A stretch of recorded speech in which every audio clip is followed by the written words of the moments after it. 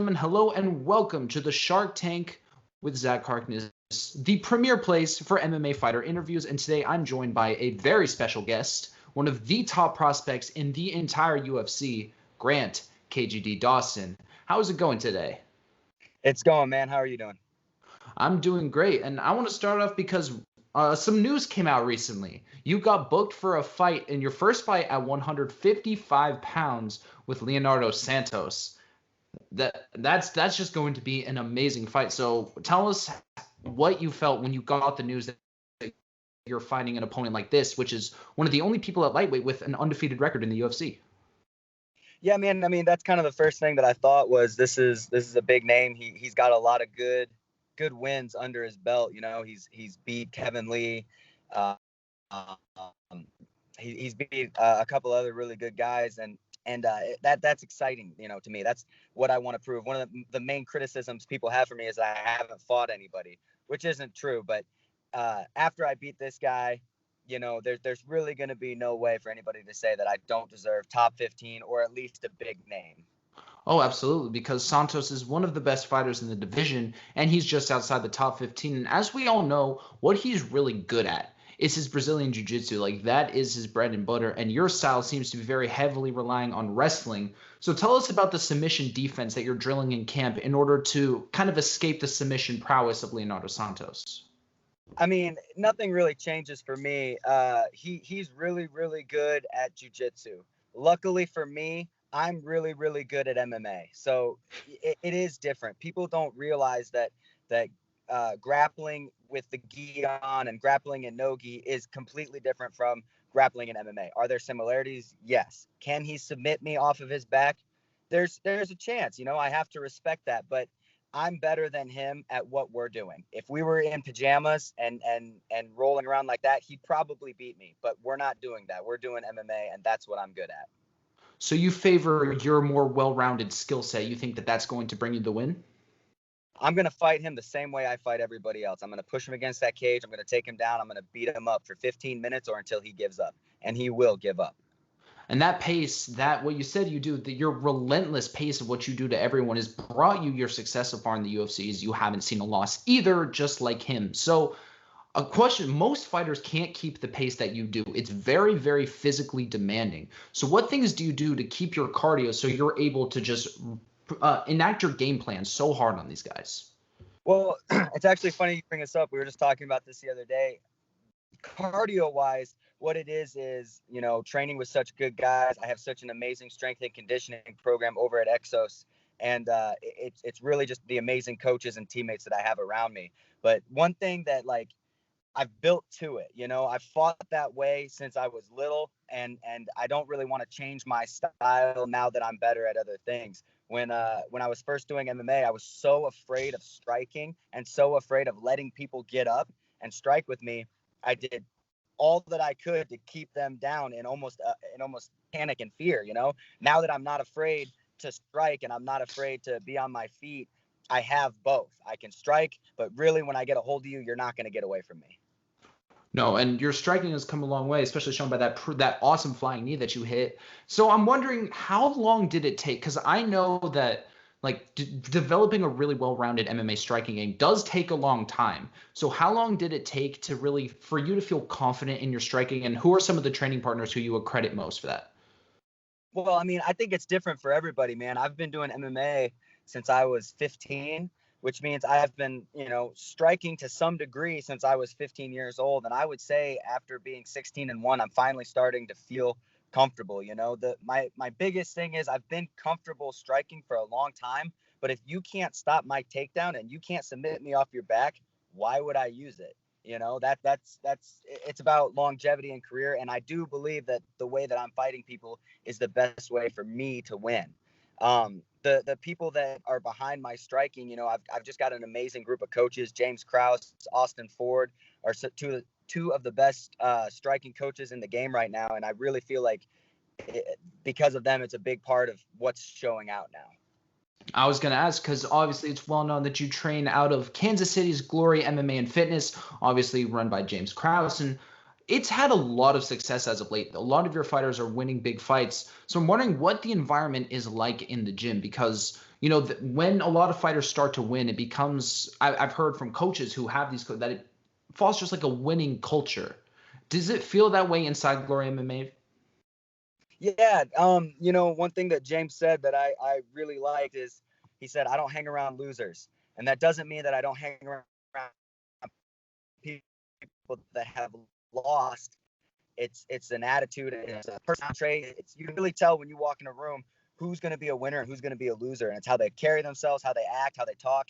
And I really feel like we've done a really good job of like not necessarily weeding out the guys that don't want to be there or don't want to win, but it's really hard when you have a room as high level as ours. It's really hard to succeed or give up. Like you either, what, this isn't for me, or you say, I'd elevate the game to hang with these guys. And that's one of the things that attributes to my success. Every single day, these guys are getting better that I train with. Every day, they're trying to close that gap on me. And I've got to make sure that gap doesn't get closed while also trying to close the gap on the guys that are better than me. So it's a real great team environment to where we have a really big room, but it's not so big that there's like 4 separate teams. We're all one team. We're all trying to make each other better. And it's just really something special that we have going on here. How long have you been there training at that gym? Have you been there since you started? I came here almost 7 years ago when I made my pro debut. And I came here 2 weeks before my pro debut. That's what it was. I came here 2 weeks before my pro debut, and then I moved down here right after my pro debut ever since, and I haven't really trained anywhere else. And in the corner of very many Glory MMA fighters, you can see you there. You like to corner a few of the fighters there. So I'm wondering, how does it feel to corner one of your teammates, giving them advice in between rounds? And is coaching something you want to do in the future? I'm an assistant coach. Say that I'm the number 2 MMA coach here, aside from James. And man, I've built a relationship with these guys. These young studs coming up. They don't realize how good they are. Like we got these amateurs that are 5-0, 5-2, whatever it is, and they don't realize how much better they are than me when I was at that level. What they have and all that, and it's so great to see these young kids just making these sacrifices and really giving their lives to the sport. That's what I connect with. Like if you come in and you work hard and you show me that all you want to do is be successful in this sport, that's something that I'm going to latch onto, and I'm going to just like you, unless you're a really big dick. But anyway, the point is when they fight, to answer your question, it's nerve-wracking and it's terrible and it's just awful for me because I can't help them. I can yell things. I can say, hey, don't do this. Hey, do this. But like, you really can't help them. If they get caught in a choke, it's not you fighting out of the choke, it's them. And so it's really nerve-wracking, and it's a different type of nerves when you're coaching somebody, especially somebody that you have such a great relationship with. So it sounds like it's very stressful for you, but it is something you like to do, right? Yeah, I absolutely love coaching. I don't see myself owning my own gym. I don't see myself, becoming a full-time coach after fighting. I have other plans after fighting, but as it stands right now, the guys that I'm training with and the guys that I help train, I love them to death, and I just want to see them succeed. So maybe when I'm done and they're still thriving, I'll stick around and help them. But it's not something like I don't want to own my own gym. That just isn't appealing to me. And as a coach right now, with the people that you mentor, what do you think is the thing that you can best bring to them, the things that you can best teach them as a fighter with your experience?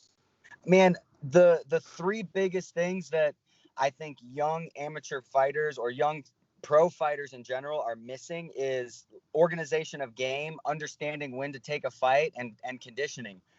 You see a lot of these guys that are just really good here and here and here and here, and they just kind of have splotches of what they're good at. But when you organize their game, like, hey, what do you do best at? Let's get to that position. Or what do you like most? Let's get here. Let's do this. Just being organized in that situation instead of trying to teach fighters, this is a triangle, this is an arm bar, this is this, this is this, this is this. Get them good. They got to know those things, but getting them good at their system, finding out what they're good at and getting them to that is really important, and then growing from there. As you know, and I know, most amateur fighters and low-level fighters aren't in shape.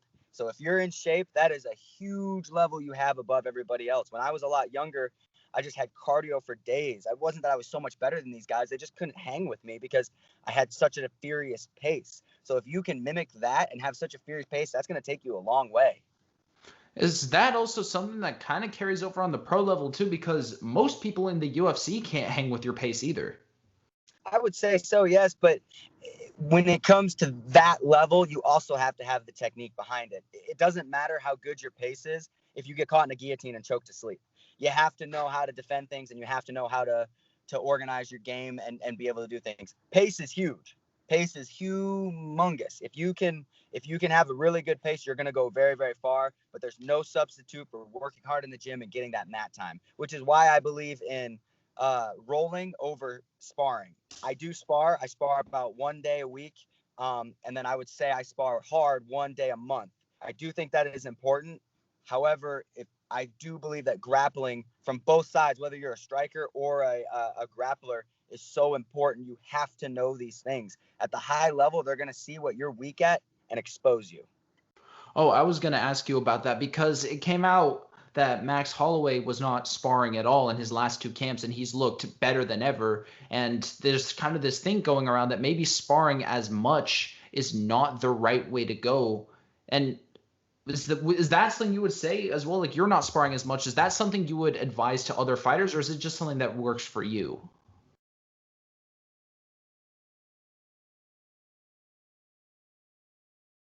Can you hear me?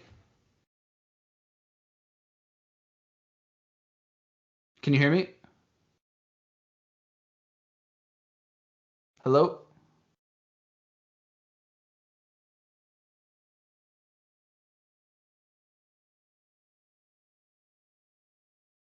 Can you hear me? Can you hear me? Can you hear me, Grant? It all depends on where you are at in your career. Yeah, can you hear me? Now I finally I can can. hear I you. couldn't. No? I couldn't for like a solid 30 seconds. I can hear you. Yeah, I can hear you. Can you not hear me? Okay, you Okay. can hear me now? Yes, we're good now. We're good now. Okay. So I didn't miss I missed. So the question about the sparring, is it something you would recommend, less sparring is something you'd recommend to other fighters, or is it just something that works for you? I didn't So hear what your I was answer. No, you're good. What I was saying was it really depends on where you're at in your career. If you're a newer guy, if you're young and you just walked into the sport, yeah, I think you need to spar. I don't think you should spar hard. I don't think you should be fighting each other or be getting knocked out or knock people out. But I definitely think that you need to spar to understand what it's like getting hit in the face, what it's like, that cardio and endurance. As you get older and as you get more along in your career, I've had 22 backyard fights. I've had 10 amateur fights, and I've had 17 pro fights. I don't need to be sparring every day. I don't need to even really be sparring every week. It's different for me than it is for my younger guys. My younger guys, I do want them to spar. Again, don't be hitting each other super hard. Don't be trying to knock each other out. Don't be flying kneeing each other in the face. That's just stupid and ridiculous. But once you get to a certain until you get to a certain point, I do think you need to experience that conditioning and throwing punches, that conditioning and wrestling, and doing everything together.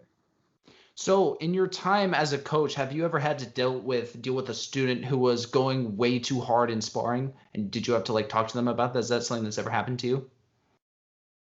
All the time. Yes, that happens, especially the younger guys that don't really know what they're doing. And you know what? Gym wars happen, depending on who it is. Accidents happen. This is a contact sport at the end of the day. And it happens. Sometimes you just have to put your mouthpiece in, look across from the guy that you're sparring and say, okay, dude, let's go. But then it's your responsibility after that. Like, if you don't want to do that every day, don't ask that guy to spar you again. Right. So you said, I want to talk to you about your weight cut and going up to 155 pounds. Now, one of your hallmarks has always been your cardio and your pace. And something that happens with fighters who move up a weight class is that they gain more cardio. So do you think that with not cutting as much pounds to 155, do you think you're going to be able to go even faster and hold an even higher pace? I do. And I do think that the strength and the weight that I'll have will help me as well. I'm an incredibly strong guy. I don't particularly look super strong when you look at me, but when we're grappling and I get a hold of you, I'm a very, very strong guy, and I can keep that pace going on. In my last fight, it was a catch weight bout at 150 pounds. And so I was all really excited about, having that 5-pound allowance and how good I was going to feel. And man, I still felt like that weight cut hurt me. And we traveled to the island, and there were a bunch of other stuff that went into that. But I really feel like that extra, 6 pounds that I'll get, or that extra 11 pounds from 145 10 pounds that I'll get from 146 is really going to help me. I really feel like I'll be able to keep that pace, and I'll have a little bit of an extra power. And the other thing is, I think my durability will go up. I don't think that I've got a weak chin or anything like that, but I do think that, if you look at Dustin Poirier, his durability went up. He got knocked out by Conor in their first fight because it was took the same punch. A couple of them behind here, on the chin, on the nose was fine. I think my durability will go up as I go up. And there is a offside to that. The guys are bigger, they hit harder, and they're a little bit faster. But the issue is, it's not going to matter. When I get a hold of them, it's not going to matter how big, fast, or how hard you hit. Right. And I was wondering, at what moment did you realize that you wanted to go up a weight class? Because it's not like you were bad at featherweight. You won all your fights at featherweight. So I was wondering what the deciding factor for you was to move up. Because of COVID and the travel to Abu Dhabi, they gave me a 5-pound allowance for my last fight. So I could weigh in at 150, and my opponent weighed in at 150. And it was still hard. There was still a moment during my weight where I was like, I don't know if I'm going to make weight. And I just I'm told myself there's no way I will ever miss weight again. However, I made a promise to my coaches and my management team. After I missed weight the first time, I said, if I ever miss weight again, or I come close to missing weight again, I will go up to 155 pounds. They gave me a 5-pound weight allowance. I had trouble making that. I'm a man of my word.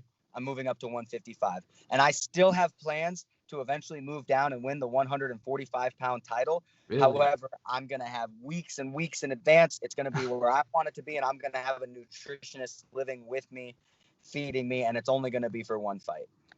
So I was wondering, if you struggled with the cut to 150, how did you make that cut to 145? And especially going into there, I'm sure mentally it's really draining. It's I don't know if I'm going to make this. How do you push yourself through all of that uncomfortableness when you're cutting down to 145 pounds and cutting almost all of your body weight? So it's really crazy. When I got into the UFC and I made my debut against Julian Erosa, that was the easiest cut I've ever had to 145. I was in the tub for, I think, an hour, got out, made weight that night. I fought Mike Trezano 4 weeks later, and that was a rough cut. That was one I had to dig really, really deep to make. Dug down, we made the weight, took some time off, ended up fighting Derek Minner, and everything went according to plan. Diet, everything, and I just couldn't make the weight. And so that was really the first time when I was like, maybe I need to consider going up. But I wanted to give it one more shot at 145 just to make sure that it wasn't a me thing. It was just me being too big to make the weight. Like I said, I got the fight at 150.